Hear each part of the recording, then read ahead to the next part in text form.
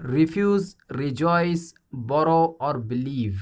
Welcome to my channel दोस्तों। इस video में हम इन चारों वर्ड्स के मीनिंग सीखेंगे और इन्हें इंग्लिश सेंटेंसेस में कैसे इस्तेमाल किया जाता है वो भी हम इस वीडियो में सीखेंगे।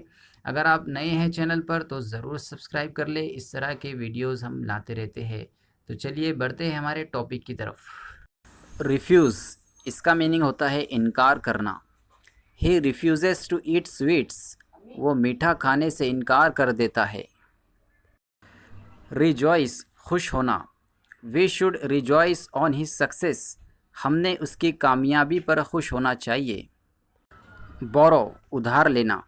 आई want to borrow some money, I want to borrow some money, मुझे कुछ पैसे उधार चाहिए।